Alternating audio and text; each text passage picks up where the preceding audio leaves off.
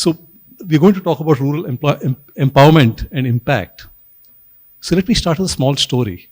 Okay, so there is this village where ladies would go out, maybe walk about a couple of kilometers, go get water and come back. So the CSR initiative, somebody decided that, okay, well, let's get water to the village. Let's set up a few taps in the village and people can get water. They came, set it up. And then, interestingly, 6 months later, when they went back, the taps were destroyed. The question was who destroyed it. Turns out it was actually the women who destroyed it. So then the question pretty much comes that, okay, hey, what the heck? We made this to benefit you. Why did you destroy it? It turns out that for the women, the only time that they get to escape from their mother-in-law and family and go with their friends was actually to go and collect water. So when you build the tap, essentially they lost their social experience altogether. Now, from the CSR's perspective, hey, we're empowering these people because you're going to get additional time, you don't have to spend that much energy, and you can do other stuff. But from the perspective of the ladies, this is exactly what I don't want. So in general, okay, when it comes to empowerment and impact in the rural areas, it's very complex. Okay, there are structural barriers, there are social barriers, there are economic barriers, all kinds of things. So now, hopefully the session will be interesting and we shall get to learn a lot and hopefully remove the fog from our lens and learn more about it. So maybe we can start with some round of introductions as to about the organization that you work for and yourself. John, you want to start?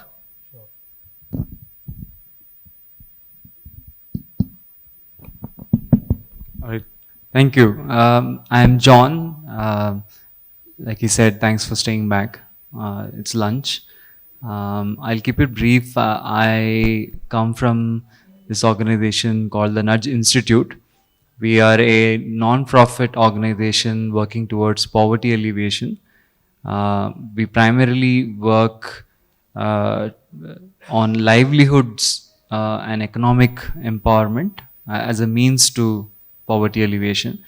We work in partnership with governments, private sector organizations, and non-profits. We're spread across now 10 states. I, at the Nudge, lead our rural development programs, again spread across 7 different states, primarily in the north, working with the poorest rural households, specifically the women in those households, to increase their economic outcomes. So I represent rural shores. Just like onshore, offshore, we said rural shore the jobs.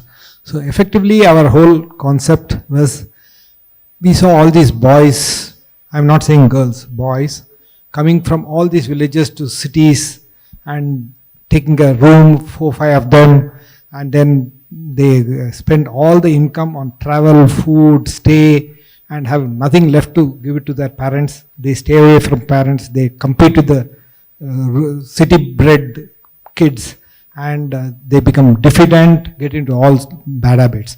Why did I say girls? Because girls, the parents don't even send them out, right? So we said the only solution is we go to the rural. Instead of urbanization, we said ruralization. So we go and set up a center in villages, recruit the boys and girls from that area, and train them, skill them, get jobs from our clients, and have these boys and girls deliver those jobs from their villages, each one servicing some 10-20 villages around, and deliver to the clients from there. So instead of delivering from Bombay, Gurgaon, or Bangalore, we deliver from villages. So that is the concept with which rural shores has started. Today, touchwood, we are growing 3,000 plus girls, 3,000 plus girls and boys with us. Right.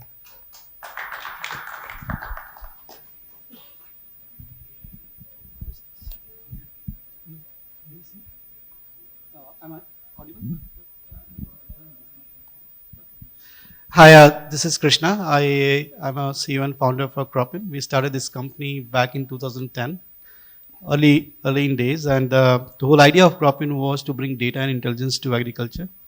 And you know, when we talk about data and AI intelligence, The whole idea is to secure that outcome from that farm. We call it as a per acre value, which farmer, on which livelihood of farmer depends. We started in India.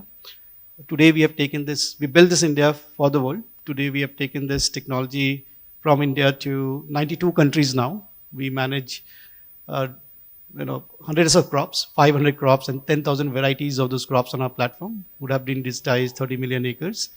And we would have computed intelligence on 0.2 billion acres of land for customers and growers who take advantage of predictive and prescriptive advisory, which will help them to secure that production from that particular farm. If you look at how do we do it, we built something called Industry Cloud for Agriculture, Intelligent Agriculture, and we try to understand every acre of land which comes on our platform. We try to understand the varietal traits. We marry that data with satellite, weather, climate data, and we try to become very predictive that what disease can hit your farm in next 7 days, or whether your crop is moving 5 days faster or 15 days faster, so your harvest is going to come early, or what yield you can expect. And imagine if you can do it on plots, but can you compute that at the scale of a country? You can actually talk about the future of the corn in that country, and you can also solve the problem of food security, which you want to build a resilient food system for your country so that you are not dependent from outside. And these are some of the real-time problems we are working with the governments, enterprises. Some of the problems we are also solving is what is the future of corn in this country? What has happened in the last 5 years and what is going to happen in the next 5 years with the changing climate and the pressure which is getting built on? And can you use data intelligence modeling, deep networks to understand that and then predict that and help the government to take policy level decisions? And we do a lot of work with development agencies like World Bank, FAO, and we solve some of these challenges for them at scale. So we can zoom in into the farm of a farmer and help him to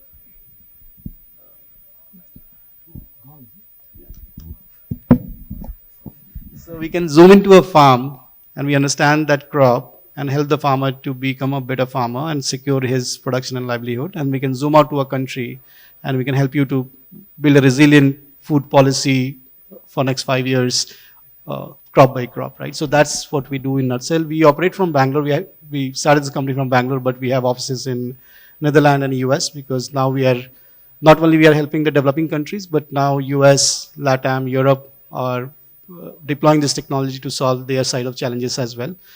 So that's what we do. Thank you so much. I am part of a global part of Wheels. Wheels was started by a group of Para-IIT alumni way back in 2006 when Dr. Abdul Kalam said that, the alumni of IITs should do something big and for the society.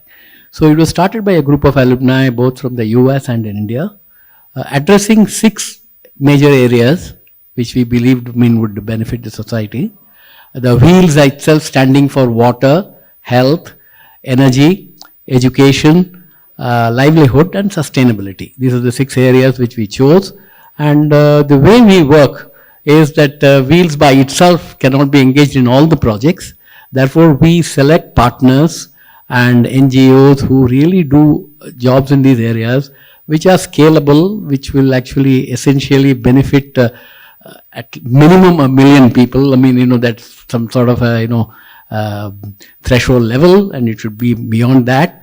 And therefore, in 6 areas, we work with many partners who are all in areas which are related with these 6 areas, but are about to scale. We help them both by we are not a funding agency. Therefore, it's not that the only funding we do funding, but essentially we bring in technology, we bring the network of alumni all over the world, and we create a situation where, we can help these NGOs grow beyond where they are. And essentially, we are concentrated on rural transformation. At least, 80% of the rural transformation, we believe, we should be involved with that.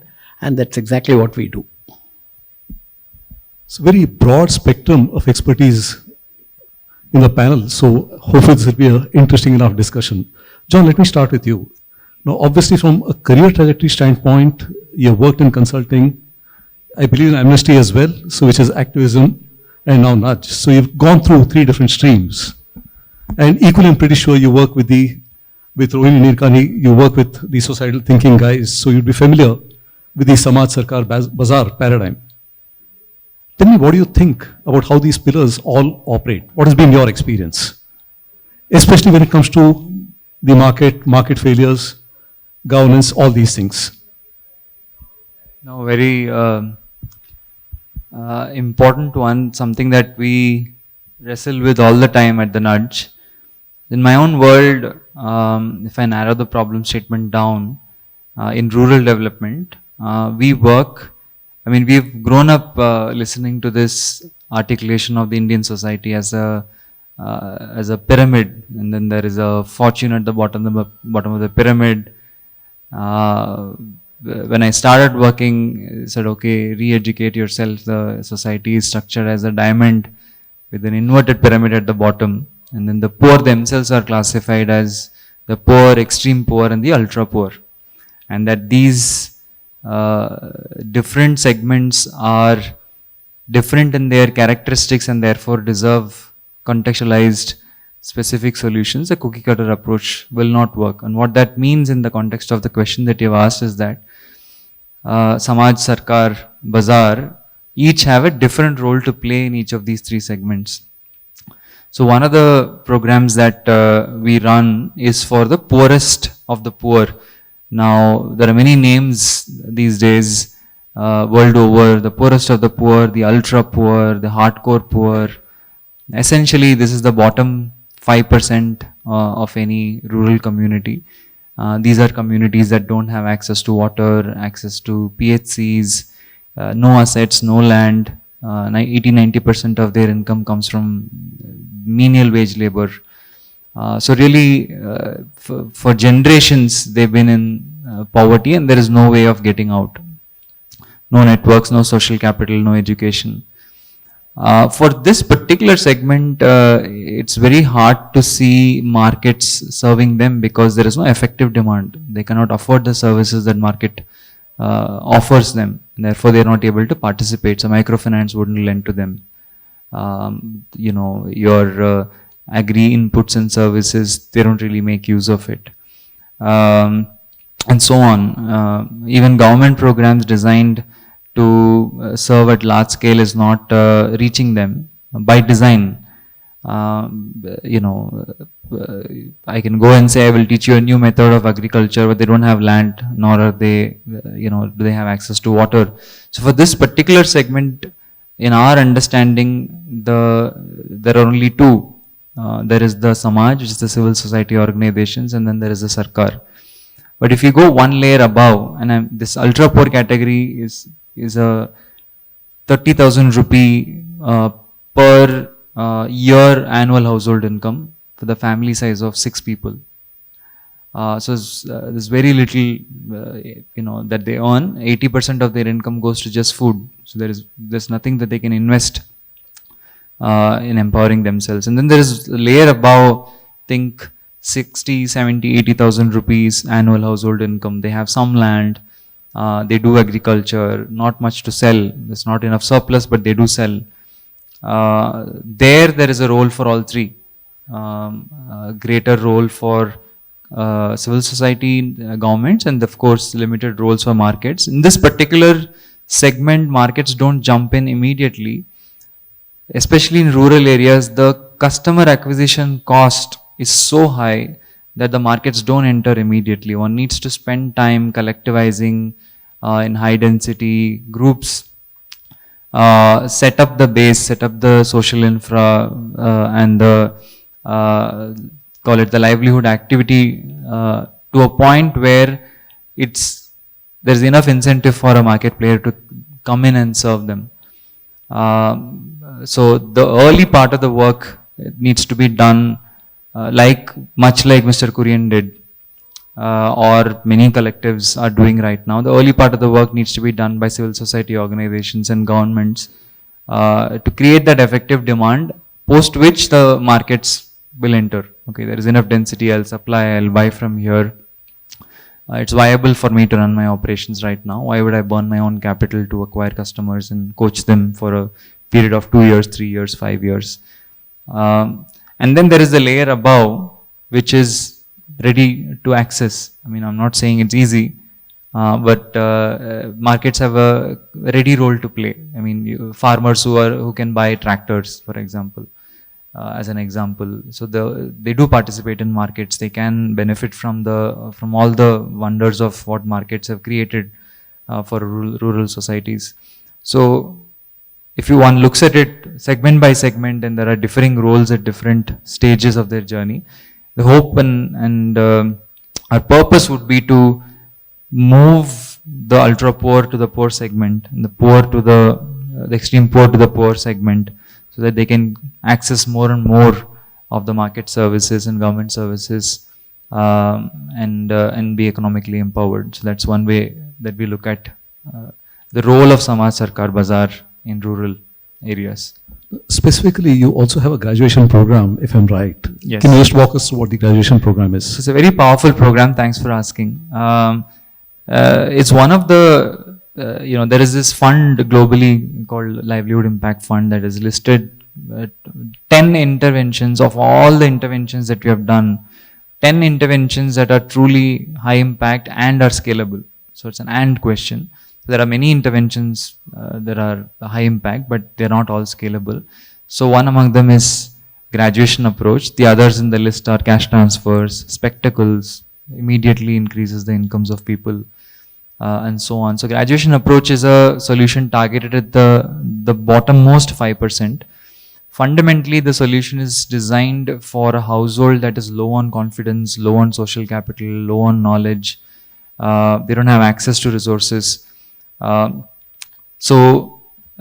In contrast, if you see, I'll come to graduation approach. In contrast, if you see, today there are a lot of direct benefit transfer schemes that give 1,000 rupees a month or 2,000 rupees a month.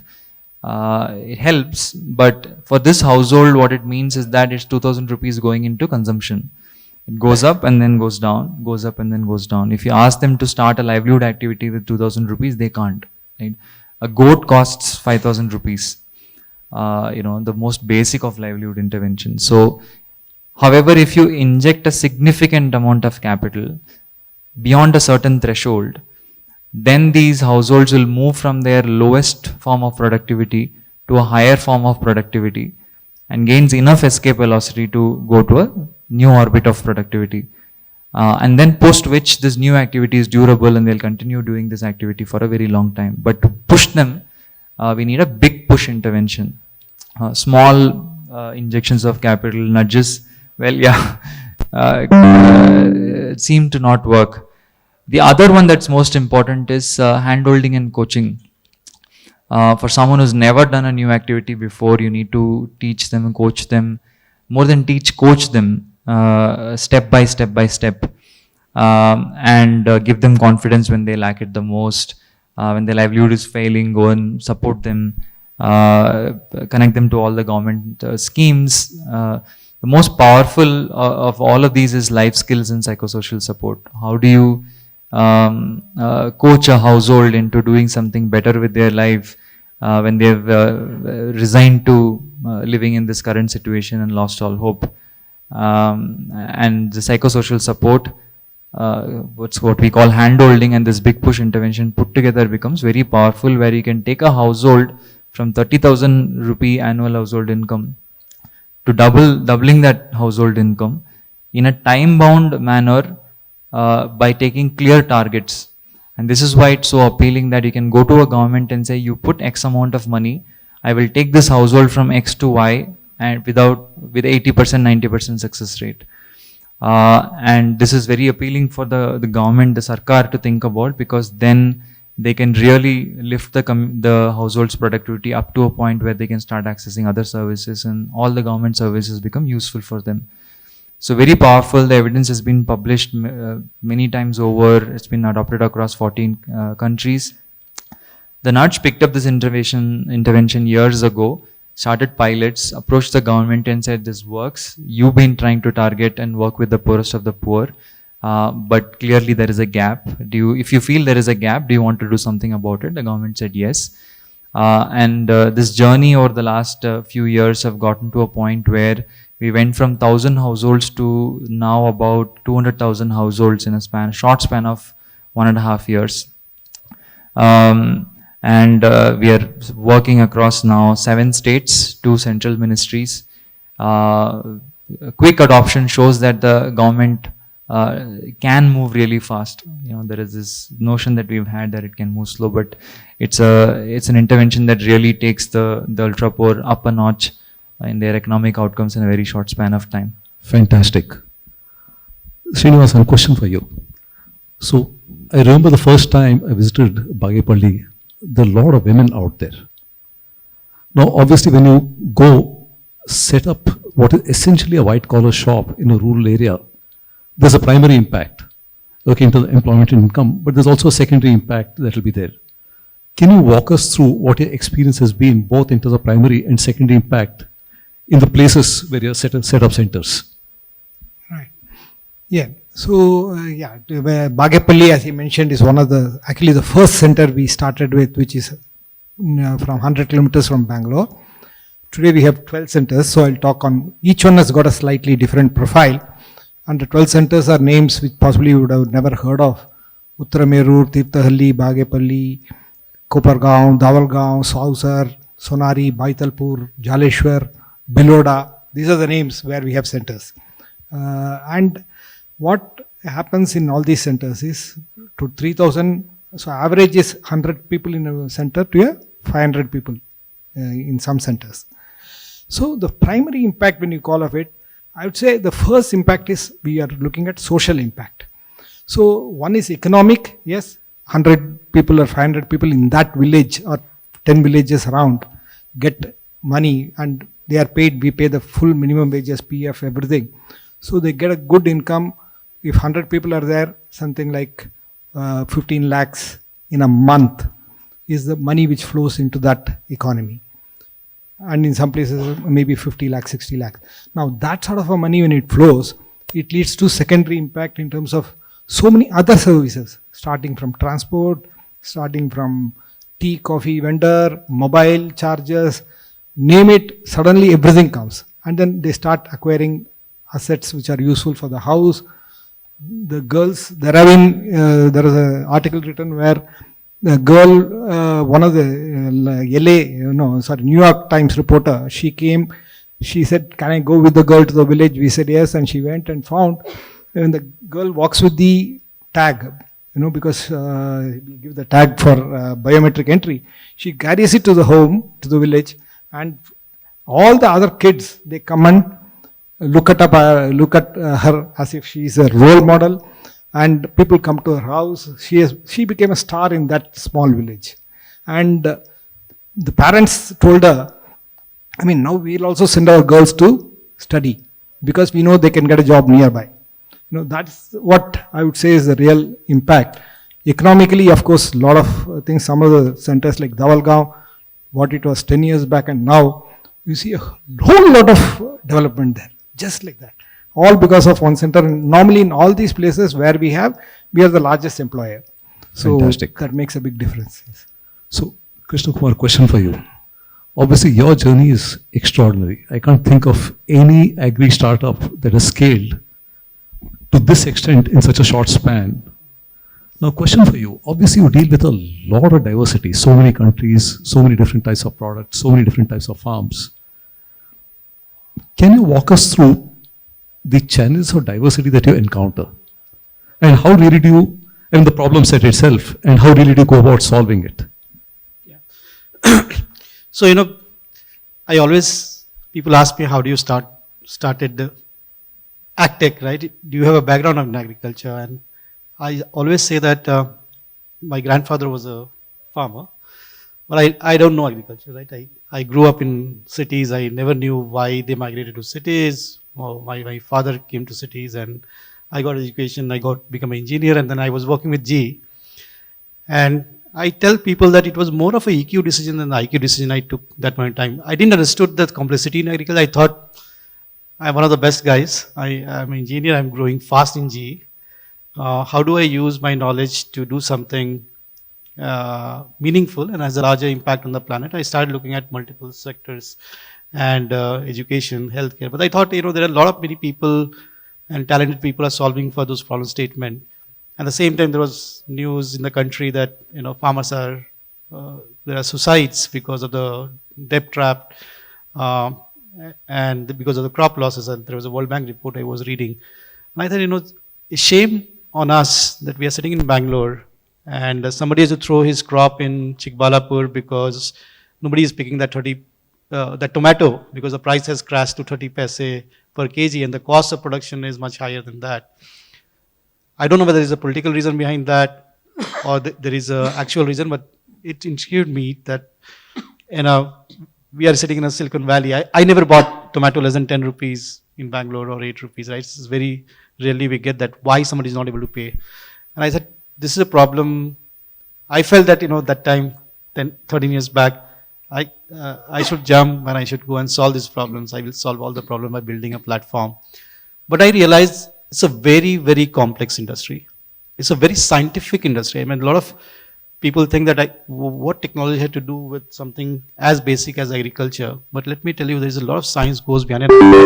I coming from background from GE where we use a lot of data, Six Sigma, Lean Six Sigma to improve process or make a farm, a factory productive. But if you look at every farm is a factory, right? It's producing something and there is a science behind that. And the question you asked me, the complexity and diversity. Diversity, yes. Right? Every crop is very different and react very differently when it changes, climatic conditions, soil, country, right? So the way the potato grows in Maharashtra, Punjab, UP, and the varieties, the way they react to the environment is different. But you take that potato, if you go and look at potato in US, Canada, Africa, they will have a very different behavior or the practices are very, very different. The cultivars are very, very different. Very early we realized we chose to work with the large enterprises, by design because we wanted to play the tech role. And we got a lot of learning that, every time they're asking us to customize when we are going to from one crop to another crop or one country to another country because we have to adapt the localization. And we said very quickly next 6 to 8 months that we have to be crop agnostic, location agnostic. That means you need to build a layer of a knowledge graph at the bottom when you are interacting with different crops. And that knowledge graph should help you to, take this technology to any country on any crop, right? Today that is missing. When I started this journey, and I'm talking about the top-notch companies in this industry, they were on pen and paper, they were on calls, they used to go to, one of the guys told us that, whole day my agronomist works in the field, then they go to a cyber cafe in the evening, they prepare Excel sheets, send it to headquarters, and that is happening across all the area where they're working. Somebody collates that, builds some forecast of production that is 30 to 40% off than actually what they will get at the end of this in the season. That was a state. Now imagine every season we are losing that knowledge because then we move to the next season, then the agronomists move to the other company, and some data is sitting in some silos. So how do you build this knowledge graph? The first challenge we had was to build the ontology of agriculture, that what data is important, how do you structure that, how do you keep it ready to mine it tomorrow or build intelligence on top of it. And we didn't have any parallel to go and see and say, okay, there is something existing and I need to replicate or make it better. We have to do from 0 to 1 transition, right? So while we were working with this industry, we were building our own hypothesis that what it means, data and intelligence in agriculture. When we discussed in Jharkhand, there was 2,000 varieties of 14,000 variety of rice, and we are now growing only 10, right? Yeah. How do you build? That's called the knowledge graph. Do you have that knowledge graph, 1400 varieties, how they react? And if somebody grows that variety, does your model understand that variety or contextualize to that variety, right? I and you may go to Himachal, I can catch cold, you may not, because my tolerance is very different. So same, you can't have a model, I'll let him make it very simple. If I'm growing 2 different varieties of potato in MP or Jharkhand, I can't run the same model. But then I can't build models for 2000 varieties. What is a framework? How do you build those deep learning, transfer learning capability so that if you have to deploy that in 2000 varieties, can you do that in 2 weeks? Is there a framework to scale? Right? Today we have deployed this. We work in 92 countries, 500 crops, 10,000 varieties. And can I deploy that in 2 weeks, all this intelligence which we are talking about, right? And that's the scale. You can run a POC on some varieties and it will work, but take that model to the next neighboring state, it will fail. Because it has not been contextualized, not seen those scenarios. So those are the things we built for the scale, and we were lucky that our customers were working in multiple countries. So they very quickly took us to Africa, to Southeast Asia, somewhere in Europe, somewhere in LATAM. Today, we are sitting on the world's largest data sets. I don't think any government, any enterprise, or any startup will have such a diverse data sets from different part of the world. And to train the models and then create versions of models very, very quickly to contextualize to the variety which the farmer is growing, and ensuring that his crop doesn't fail. What risks are approaching, and modeling that out. I think we are still scratching the surface. We have taken 13 years, and I think there are a lot of work has to be done. Fantastic. So Mani, in your own world, okay, obviously your trajectory has been pretty interesting with a huge amount of manufacturing early on and now wheels. Okay, in wheels itself you interface with multiple different stakeholders in different types of problems. Have you come across cases where, let's say, two different interrelated problems, you go over there, it has a multiplier effect? So to give you an example, let's say if you take health and livelihood, obviously anything that happens on health impacts livelihood. So what's the model like? Do you take a health organization and a livelihood organization, get them to work together? Or do they work in silos? What has been your experience? The whole idea of this, terminology wheels, which, covers, as I said, water, health, energy, education, livelihood and sustainability. They are all interconnected. And especially looking at it from a purely rural angle, not even an urban angle, a rural angle, it's totally interconnected. You can't have one without the other. If you have to bring in a sustained growth in these areas and alleviate the people from what level they are in to a much higher level. So obviously, the idea behind this, we really select partners who are specialists in one area and they operate in that particular area. For instance, in Himachal, we are working with an NGO which is doing regeneration of water in an area where it's hilly, the terrain is pretty bad, and we are able to regenerate the water source. Similarly, we do a lot of, well boring in areas where, the water levels have all completely gone down. These are all using some technologies. Similarly, in the case of energy, for instance, we have something called a RooCart. We are working with an organization which uses basically a creative design, material science, and to some extent water, without the use of electricity or battery, to create a refrigerated source for, let's say, food. We call it the Sub-Z cooler. So then if you go to health, of course, we have got telemedicine centers, telehealth centers, which connects, rural to the city doctors, hospitals, town hospitals, etc. We do similarly, we have got dispensers in a lot of villages where we are actually benefiting something like 46 million women for sanitary pads. If you take, and then for children in the livelihood area, we are doing a smart village in a place called Araveli, where, it encompasses practically all these areas, all the areas that we talked about. Then we do eco schools where we are educating children from the age of, from class 6 to 10 on eco-education, climate change, fauna, natural birds, etc. to bring them, to know what is the effect of the climate change and etc. that will happen to society as such, and we bring them on, more or less we set up what is known as a green center, and around that schools, and then we have a lab there and the children go there. And so this is going to mean, we are doing a pilot in Siruseri in Chennai, but we are going to take it across to at least 1 million children. Fantastic. Now, so when you take all this, they are all interconnected. And now each of these different NGOs, while they are handling all that, and I have to say, even 4 shows with Mr. Srinivasan said, we have tied up with CII, which brings us to a lot of industries and organizations and job areas. And in fact, for rural shows is a partner to Wheels. So we are all interconnected. Therefore, all of them are totally interconnected, and therefore, the whole ecosystem is part of the our initiative. Perfect. Kirti, how much time do we have?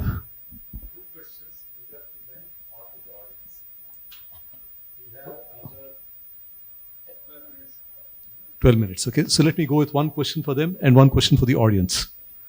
So anybody can pick this one. If you're to double or triple or multiply by 10, what are your barriers to scale? Is it technology, talent, capital, ecosystem? What is it? Anybody?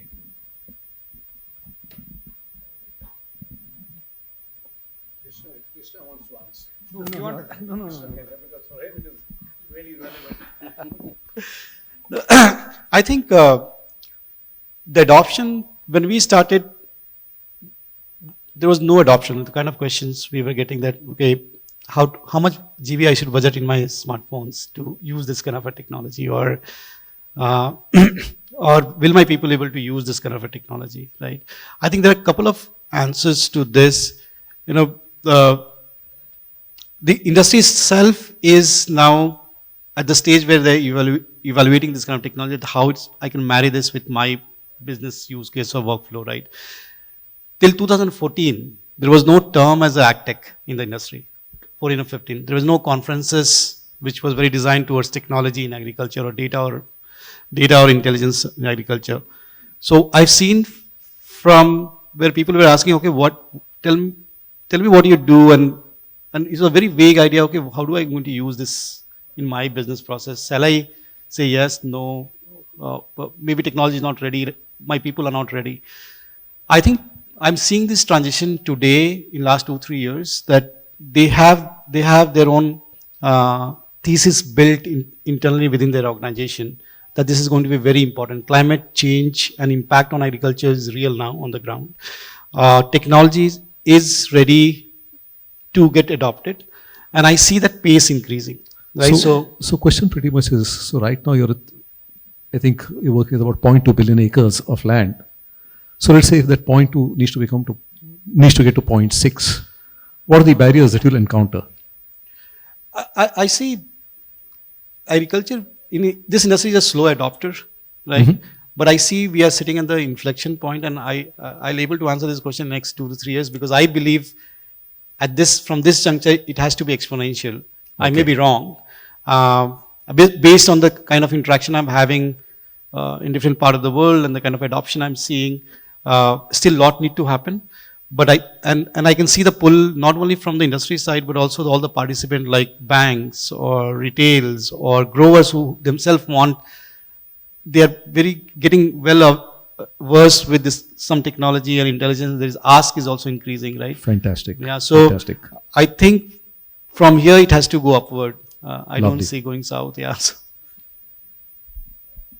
Same question. Anybody? And the world that we are in, with government being heavily involved in any last mile service delivery, what we've realized is that in India, funds are not a problem. We're a very rich country with a large poor population. So we've been able to also see that we've been able to get governments to commit to large scale schemes, special programs. So there is a political will and bureaucratic will to make that happen. So that I don't see as a big barrier. The biggest barrier is how do you implement with quality last mile? What can technology do to enable that last mile? Because million, billion times zero is still zero. Government will very rarely shut down a popular scheme or a program. As long as it's politically viable, they'll continue to do it, even with poor quality.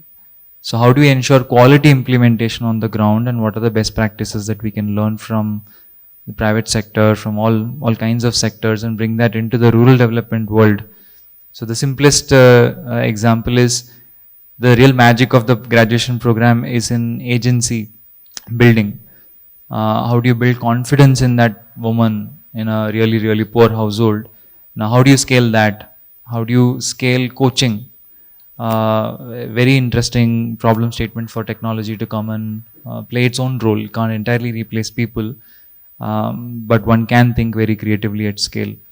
So that to me is a barrier, quality of implementation at scale. Fantastic.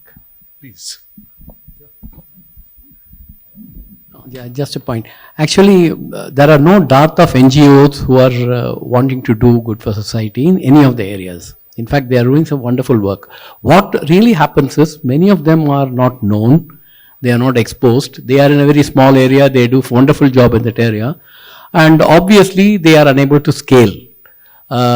One of the main purpose of Wheels is to actually identify those people and then scale them. And I think we provide a platform for them to scale. I mean, and if they are, really, interested and want to work, we are there to provide the technology, part of funding, part of, networking, part of a very large market for, their social enterprises, etc. Therefore, I think, there is no limit to this. It's a question of, how much effort we can put into it. Perfect. I think we're running out of time, so I'll just take a couple minutes and summarize. So one thing's for sure, if you take a look at the spectrum, with John, it's very, very human intensive. It's also a very different set of constraints at the bottom of the pyramid. And when I take a look at Krishna Kumar, where there's a huge amount of technology, the ability to grow is much bigger. Of course, the nature of problems is different, the nature of solutions is very different. This will give you an idea as to when you really talk about rural empowerment and impact, it's not that straightforward. It's very, very diverse. To close, what I would really say is people are interested in this particular space. You may want to take a look at some models. So for example, one of the things that I work on as well is societal thinking. And if you go to the website, you'll find a range of organizations working on solutions that scale. And there's also a framework on how to scale. And you'll also see a course of that on Udemy. You might want to take a look at that. So with that, I'll close. Thank you all very much. This is really good. And thank you very much for being patient listeners.